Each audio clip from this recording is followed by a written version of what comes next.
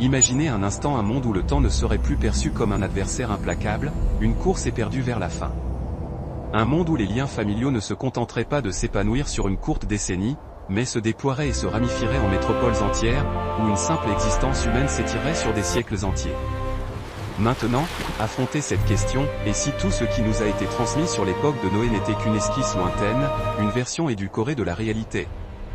Et si l'ampleur véritable, la démographie phénoménale, la puissance colossale de cette civilisation disparue excédait de loin tout ce que notre imagination moderne est capable d'appréhender, confinant même à l'effroi? Accrochez-vous à cette idée, car une fois que les non-dits, les silences stratégiques dissimulés entre les lignes de la Genèse, vous seront révélés, ni la Bible ni notre propre perception de l'avenir ne seront plus jamais les mêmes. Repensez à cette existence où le temps avait une toute autre cadence.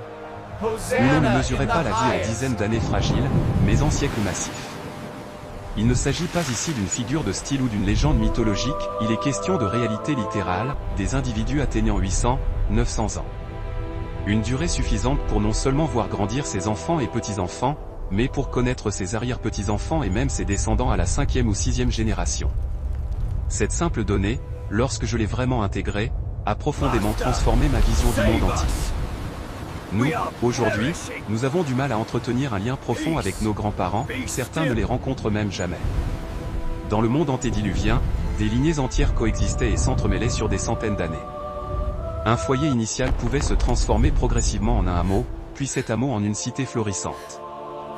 Vos descendants ne viendraient pas vous rendre visite pour les fêtes, ils vivraient à vos côtés, bâtissant leur propre vie, pour des générations. Une seule et même famille pouvait engendrer une civilisation complète, unis par un même sang, par une mémoire collective ininterrompue. Stoppez-vous un instant et laissez votre esprit vagabonder, à quoi ressembleraient de telles cités? Quel serait le niveau de sophistication de leurs connaissances, sachant que la sagesse, les compétences techniques et l'expérience acquises n'étaient pas effacées par la mort tous les 70 ou 80 ans? Combien l'humanité aurait-elle pu progresser si les mêmes esprits brillants avaient eu des siècles pour construire, affiner, et transmettre leur savoir sans la moindre rupture? Et voici la question fondamentale, celle que la majorité des gens négligent, quelle était la véritable population sur Terre avant le déluge, à l'époque de Noé? C'est à ces interrogations que nous allons commencer à apporter des éléments de réponse. Je dois être honnête, les conclusions m'ont moi-même stupéfait. Elles pourraient bien vous dérouter. La Bible, principalement dans la Genèse, chapitre 1 à 7, nous offre des aperçus fragmentés de ce monde révolu. Mais il est facile d'omettre l'extraordinaire durée de cette période, plus de 1600 ans se sont écoulés entre la création d'Adam et le grand déluge. Ce n'est pas une courte ère. C'est un intervalle de temps plus long que celui qui sépare l'apogée de l'Empire romain de notre époque actuelle. Pourtant, la plupart d'entre nous s'imaginent l'ère antédiluvienne comme primitive, vide, presque caricaturale, quelques êtres épars errant sans véritable organisation sociale. L'Écriture, cependant, dépeint un tableau radicalement différent, un monde sans commune mesure avec tout ce que nous avons connu. C'était une époque de longévité extrême, peuplée d'êtres mystérieux, de géants, et de civilisations entières qui furent balayées et ensevelies sous les couches silencieuses de l'histoire. Aux oreilles modernes, tout cela peut résonner comme de la pure fantaisie. Mais selon le texte biblique, il ne s'agit pas de mythes, mais d'histoires vécues. Cependant, il y a une nuance cruciale, la Bible ne nous donne pas tous les détails. Elle ne fournit pas de recensement démographique exhaustif. Elle ne liste pas toutes les lignées familiales. Elle n'enregistre pas chaque nom ni chaque âge. Pourtant, elle sème des indices. Des détails infimes, subtils, qui, si l'on prend le temps de les décortiquer, ouvrent la porte à une image bien plus complète et infiniment plus complexe de ce monde ancien. Ces indices nous révèlent une vérité fondamentale, le monde avant le déluge n'était ni vide, ni simple, ni sous-développé. Il était dense, il était sophistiqué, et il était surpeuplé. Genèse 5 nous apprend qu'Adam vécut 930 ans. Mathusalem, lui, vécut 969 ans, la plus longue vie enregistrée dans l'Écriture. La majorité des lecteurs s'arrêtent là et déduisent que Mathusalem fut l'être humain le plus âgé de tous les temps. Or, ce n'est pas exactement ce que dit la Bible. Il est simplement la personne dont l'âge record a été enregistré. Cette distinction est capitale. La Bible ne suit que quelques lignées spécifiques, nous offrant des noms et des âges choisis, et non un registre exhaustif de chaque être humain ayant foulé la terre à cette époque. Genèse 5h4 mentionne un détail extraordinairement important, presque négligé, après avoir engendré Seth, Adam vécut 800 années supplémentaires. Et durant cette période colossale, il eut d'autres fils et d'autres filles. Nous ne connaissons ni leur nom, ni la durée de leur vie, ni leur nombre exact. Tout ce que nous savons, c'est qu'ils ont bel et bien existé. C'étaient des personnes réelles, tout comme nous. Des êtres avec des préoccupations quotidiennes, des relations complexes, des luttes, des espoirs, des joies et des choix moraux cruciaux. Des individus qui devaient décider entre la lumière et les ténèbres, l'obéissance et la rébellion. Leur vie était importante, et pourtant leurs histoires sont restées tues. De plus, nous savons que Seth est mort 614 ans avant le déluge. Cela ouvre la possibilité que certains des autres enfants d'Adam aient vécu plus longtemps que Seth, et peut-être même dépassé l'âge de Mathusalem. Le texte ne le précise pas, mais il laisse l'espace à cette hypothèse vertigineuse. C'est ici que l'analyse devient passionnante. Entre Adam et Noé, 10 générations sont enregistrées. Mathusalem était de la 8e génération, il est mort l'année même où le déluge a commencé. Si tel est le cas, il est tout à fait concevable que d'autres, non répertoriés, aient été plus anciens encore. Ainsi, ceux qui affirment avec certitude que Mathusalem fut la personne la plus âgée comblent en réalité un vide que l'Écriture a délibérément laissé. La Bible nous offre le cadre structurel, mais pas les chiffres finaux. Ce qui nous amène à cette question inévitable, quelle était la population réelle?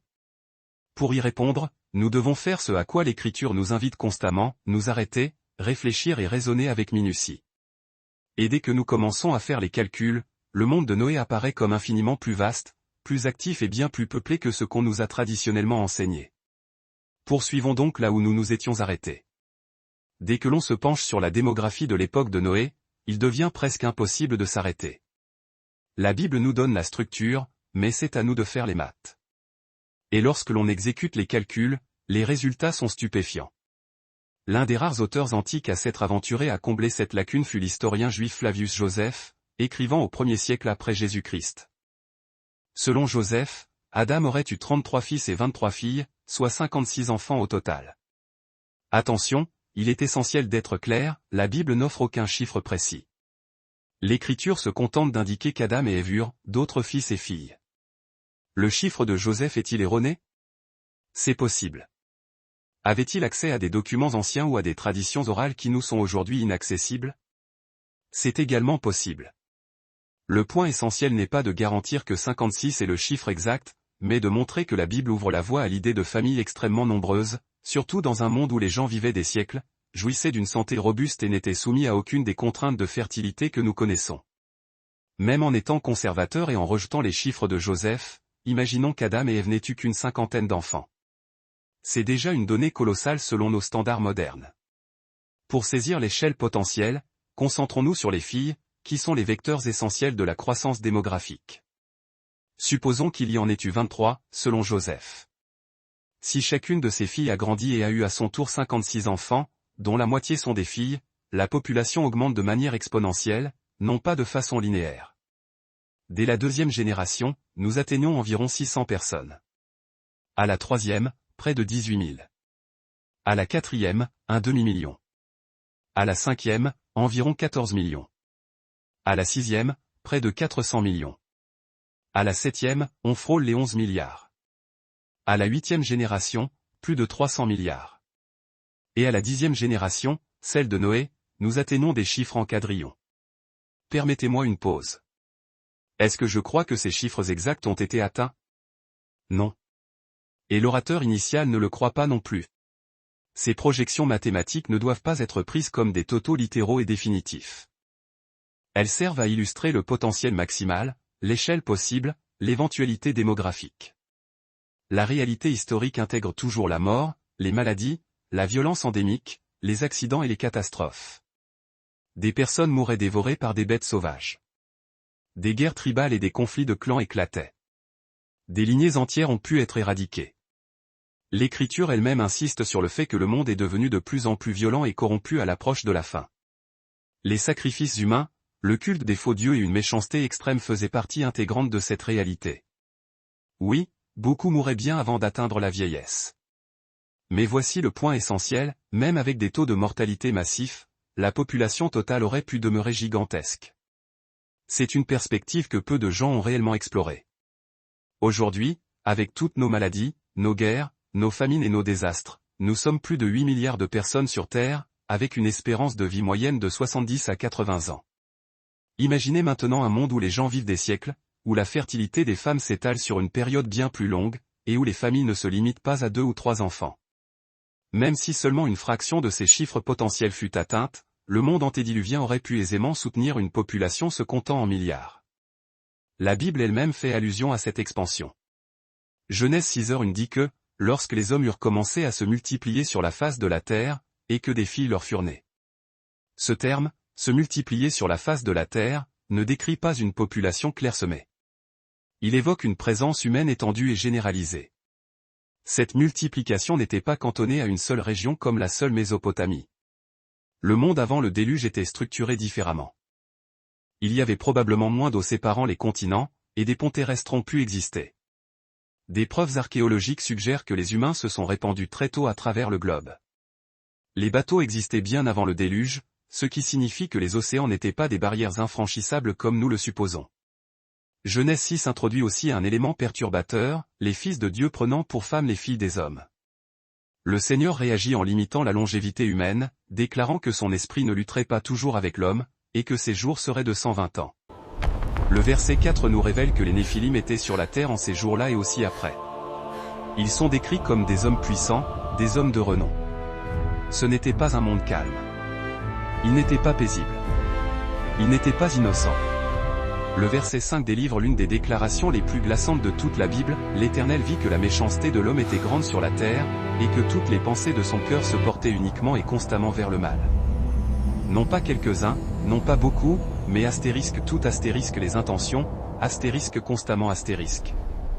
Un tel niveau d'effondrement moral ne se produit pas au sein de minuscules tribus isolées. Il survient dans des sociétés vastes, interconnectées, des cultures complexes et des systèmes civilisationnels complets. Et cela nous amène à un point essentiel pour véritablement comprendre les chiffres de la population avant le déluge. Nous devons appréhender l'environnement dans lequel ces gens vivaient, car leur monde était fondamentalement différent du nôtre, conditions distinctes, limites différentes, réalités biologiques qui n'étaient pas les mêmes. Pour vraiment saisir comment une population massive avant le déluge était même possible, nous devons cesser de penser en termes modernes. Ce fut l'un des changements de perspective les plus difficiles pour moi personnellement. Nous projetons automatiquement les limitations d'aujourd'hui sur le monde antique, nos corps affaiblis, nos environnements pollués, notre courte durée de vie et nos écosystèmes fragiles. Or, le monde d'Adam, de Seth et de Noé n'opérait pas sous les mêmes conditions. Il était bâti différemment, depuis sa fondation. Le premier facteur majeur est d'ordre génétique. Selon l'Écriture, Adam et Ève furent créés directement par Dieu, parfaitement formés, sans maladie, sans défaut ni processus de décomposition. Le péché est entré plus tard, apportant la corruption et la dégénérescence. Mais dans ces premières générations, les effets de la dégradation étaient minimes. Leur ADN demeurait exceptionnellement robuste, bien plus proche de la perfection originelle que tout ce que nous connaissons aujourd'hui. Nous descendons tous de Noé et de sa famille. Cela signifie que toute la diversité génétique humaine a été contrainte de passer par seulement 8 individus après le déluge. Au fil des millénaires, les mutations se sont accumulées, les faiblesses se sont infiltrées, la longévité a diminué et les maladies se sont multipliées. Mais avant le déluge, ce goulot d'étranglement génétique n'avait pas encore eu lieu. Les gens étaient plus sains, plus forts et infiniment plus résilients. Cela explique à lui seul la longévité de plusieurs siècles enregistrée dans la Genèse 5. Vivre 800 ou 900 ans n'était pas un miracle ponctuel, mais la norme. Et si l'on vit aussi longtemps, la reproduction ne s'arrête pas après quelques décennies. La période de fertilité était probablement bien plus étendue, surtout pour les femmes. Cela impliquait plus d'enfants, étalés sur des siècles, et non compressés en une courte période comme aujourd'hui. Le deuxième facteur majeur était la terre et la végétation. Genèse 2 décrit la terre arrosée par une vapeur ou une brume plutôt que par la pluie. Ce détail minuscule suggère un écosystème radicalement différent, un sol riche, une humidité parfaitement équilibrée, pas d'érosion violente causée par les tempêtes, pas de cycle de sécheresse dévastateur comme ceux que nous connaissons. Dans ces conditions optimales, les plantes devaient prospérer. Il est intéressant de noter que les archives fossiles témoignent de l'existence de plantes gigantesques et d'animaux de taille démesurée dans un passé lointain, arbres massifs, insectes énormes, animaux bien plus grands que ceux qui vivent aujourd'hui. Cela suggère un monde riche en oxygène, en nutriments et des conditions de croissance optimales. La pénurie alimentaire, l'un des plus grands facteurs limitant la population actuelle, n'aurait pas existé de la même manière à l'époque. Les récoltes pouvaient être plus grandes, plus rapides et plus abondantes. La nutrition était bien supérieure à celle que nous consommons aujourd'hui, pas de produits chimiques, pas d'additifs artificiels, pas de sols épuisés. Ce qui nous amène au troisième facteur, l'environnement lui-même. Le monde avant le déluge n'était pas seulement une version plus propre d'une autre, il était structurellement distinct. De nombreux exégètes ont proposé divers modèles, dont la fameuse théorie de la canopée atmosphérique. Bien que les détails soient débattus, l'idée générale est que la Terre aurait été protégée par une forme de bouclier atmosphérique. Ceci aurait filtré les radiations nocives et stabilisé les températures à l'échelle du globe. Quel que soit le mécanisme exact, quelque chose a clairement changé au moment du déluge. L'espérance de vie a chuté de façon spectaculaire après cet événement. Cela nous indique que les conditions environnementales ont basculé de manière fondamentale. Avant le déluge, l'environnement soutenait la vie longue, après le déluge, il la limitait. Le quatrième facteur était le climat. Avant le déluge, il n'y avait probablement pas d'immenses déserts, de calottes glaciaires polaires ou d'extrêmes saisonniers violents. Au lieu d'étés torrides et d'hivers glaciaux, le climat aurait été relativement stable et doux à l'échelle mondiale, prévisible. Ce genre de constance est idéal pour l'agriculture, les déplacements et l'établissement de grandes colonies. Lorsque vous supprimez les extrêmes climatiques, vous éliminez l'une des plus grandes menaces pour la survie humaine. Les récoltes ne connaissent pas de défaillance aussi souvent. Les animaux prospèrent. Les populations peuvent se propager sans avoir besoin de stratégies de survie spécialisées pour différentes régions. Le cinquième facteur était la pureté de l'eau, de l'air et de la nourriture. Nous ne réalisons pas à quel point notre monde est devenu pollué. Même notre eau la plus propre contient des contaminants. Notre nourriture est saturée d'additifs, d'hormones, d'antibiotiques et d'ingrédients artificiels. Notre air charrie des toxines. Nous avons normalisé tout cela, mais cela a un coût énorme sur nos corps.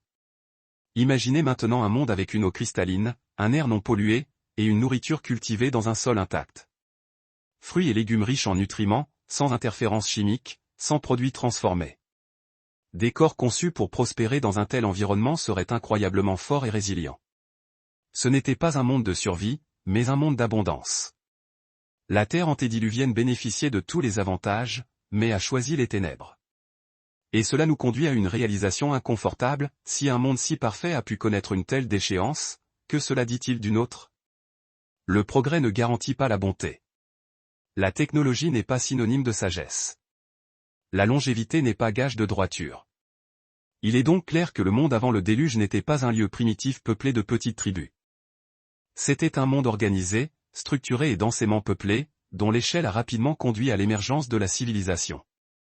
C'est là que de nombreuses personnes sont mal à l'aise, car on nous a appris à imaginer l'humanité primitive comme des hommes des cavernes qui s'adaptaient lentement.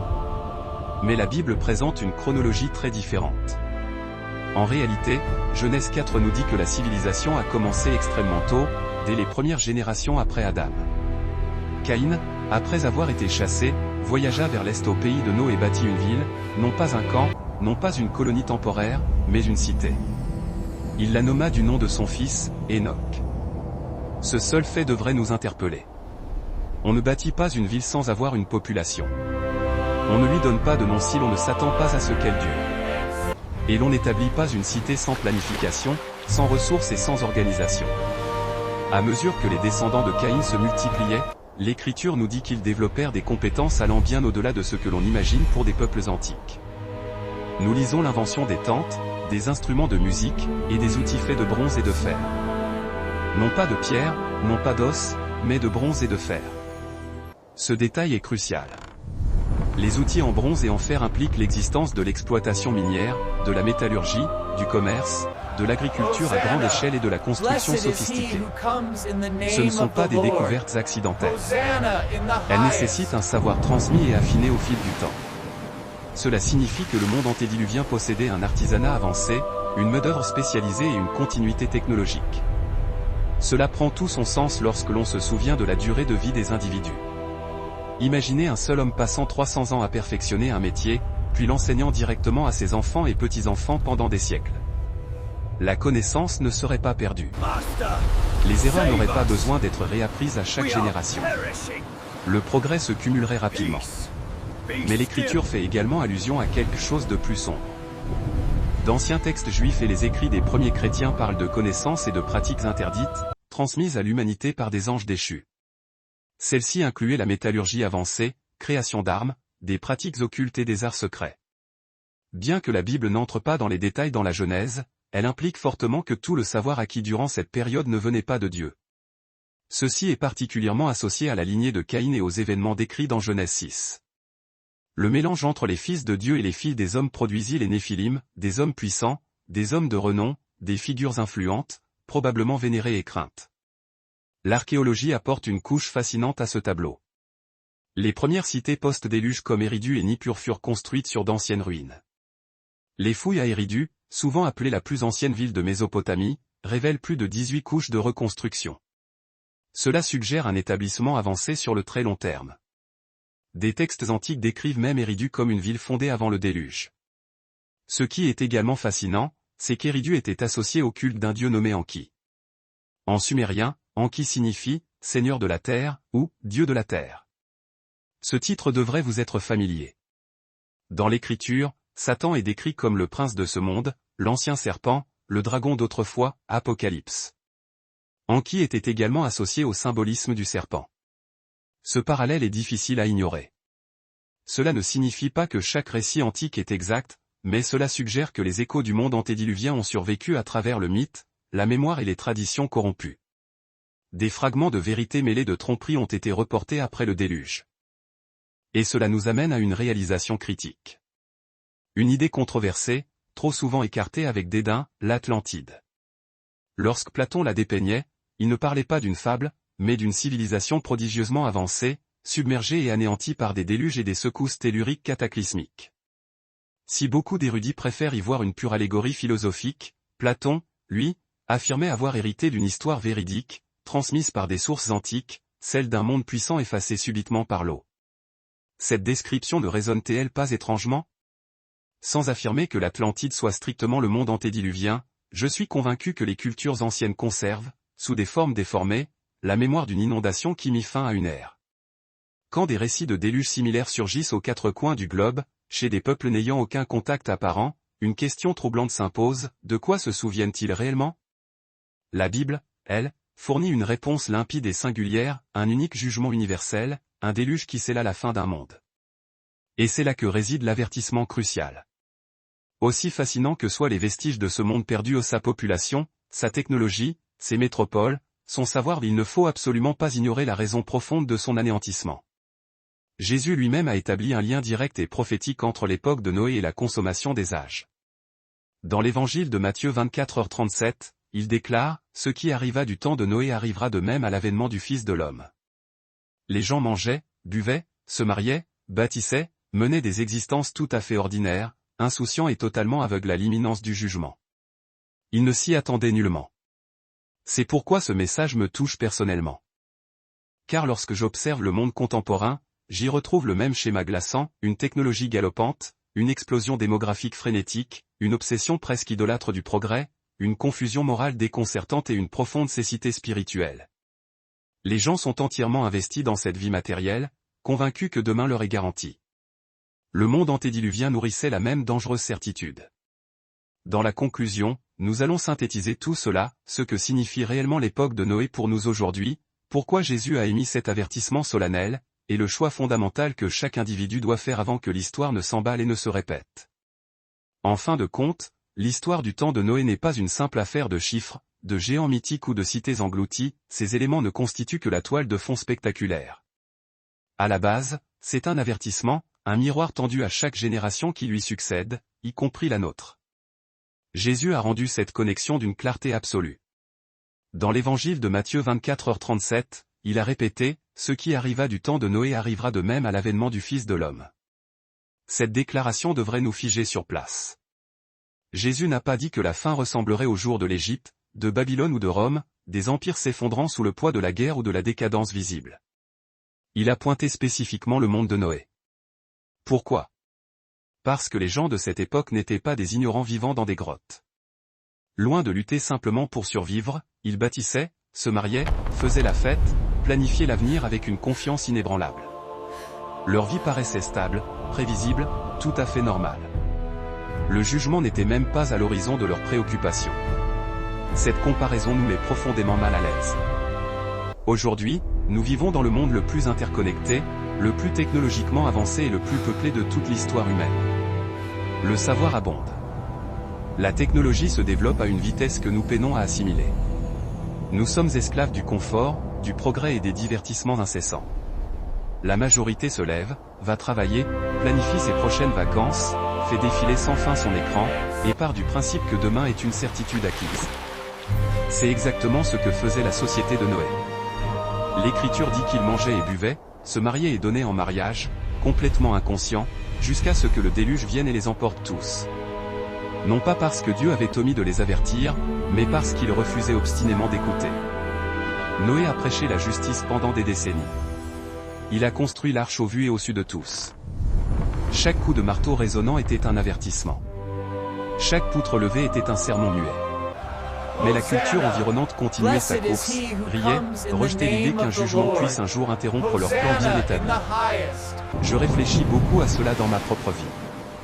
Il est si facile de se laisser absorber par la routine, les factures, les responsabilités, les objectifs. Même les choses positives peuvent devenir des distractions, si elles nous empêchent de poser les questions fondamentales. Est-ce que je vis pour l'éternel ou est-ce que je me contente de présumer que j'aurai plus de temps plus tard ? Les jours de Noé nous rappellent cruellement que le temps s'épuise, et parfois, cela arrive soudainement.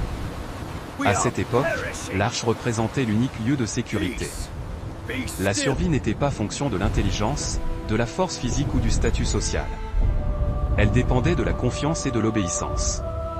Noé n'était pas parfait, mais il a cru en Dieu alors que personne d'autre ne le faisait. Il a choisi la foi quand la foi passait pour de la pure folie. Aujourd'hui, le message demeure identique, seule la forme a changé.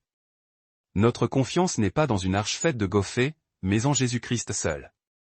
De même que Noé entra dans l'arche pour être sauvé du jugement imminent, nous sommes invités à placer notre foi en Christ pour notre salut.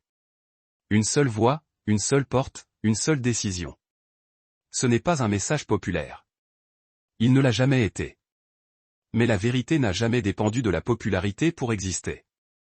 L'époque de Noé nous révèle également une autre chose facile à négliger, l'effondrement moral est un processus graduel. Il ne survient pas du jour au lendemain dans un flash de chaos. Il commence par un petit compromis ici. Une petite distraction là. La vérité est lentement remplacée par la commodité personnelle. Finalement, l'Écriture rapporte que toutes les pensées de cœur de l'homme n'étaient que méchanceté continuelle. Ce n'est pas parce que les gens manquaient de connaissances, c'est parce qu'ils avaient résolument rejeté la vérité révélée. Si nous sommes honnêtes, nous voyons des schémas terriblement similaires aujourd'hui. La vérité est constamment redéfinie. Le bien et le mal sont volontairement brouillés. Les réalités spirituelles sont tournées en dérision ou ignorées. Les humains sont plus connectés que jamais, mais plus vides intérieurement que jamais. Nous détenons plus d'informations que toutes les générations précédentes réunies, et pourtant, paradoxalement, nous faisons preuve de moins de sagesse. Le déluge n'est pas venu parce que Dieu se délectait du jugement. Il est venu parce que la corruption spirituelle et morale avait atteint un point de non-retour. Et même alors, Dieu a prévu une voie d'évasion. Il le fait toujours. C'est ce qui donne à ce message son caractère porteur d'espoir. L'histoire de Noé ne se résume pas à la destruction. C'est l'histoire d'un sauvetage. Dieu s'est souvenu de Noé. Dieu a préservé la vie. Dieu a relancé l'humanité avec une miséricorde inouïe. Et ce même Dieu continue d'appeler les âmes aujourd'hui. Si vous avez déjà ressenti cette attraction silencieuse dans votre cœur, ce sentiment qu'il doit y avoir plus que ce monde, plus que la routine et les distractions, ce n'est pas le fruit du hasard. C'est un rappel que nous avons été créés pour l'éternité. Les jours de Noé ne sont pas qu'une histoire antique, ils sont un panneau prophétique pointant vers l'avenir. Jésus nous a avertis par amour. La question est simple, mais profondément personnelle, allons-nous écouter ? Tout comme au temps de Noé, le monde continuera son train-train. Les projets s'enchaîneront. Le bruit et l'agitation augmenteront, et un jour, l'histoire basculera à nouveau, soudainement. La différence cruciale ne sera pas faite par ceux qui détenaient le plus de connaissances, mais par ceux qui auront choisi de faire confiance à Dieu au moment décisif. La vie est brève. L'éternité ne l'est pas. Et la leçon des jours de Noé demeure intacte, n'attendez pas que la pluie commence à tomber pour enfin décider ce que vous croyez. Lorsque l'on prend du recul pour contempler l'époque de Noé, le message est d'une clarté percutante. Ce n'est pas l'ignorance qui a détruit ce monde, mais la distraction incessante, l'orgueil démesuré et le mépris total de l'avertissement divin. Ils possédaient le savoir, le nombre, et la puissance. Pourtant, ils ont manqué l'essentiel. Et c'est la véritable leçon à retenir aujourd'hui. L'histoire n'est pas seulement un sujet d'étude passif. C'est une matière vivante, destinée à nous enseigner l'urgence spirituelle. Si ce message a trouvé un écho en vous, prenez un instant pour aimer et vous abonner. La vie passe vite, mais la vérité seule compte. Continuons ensemble à la rechercher et à la comprendre.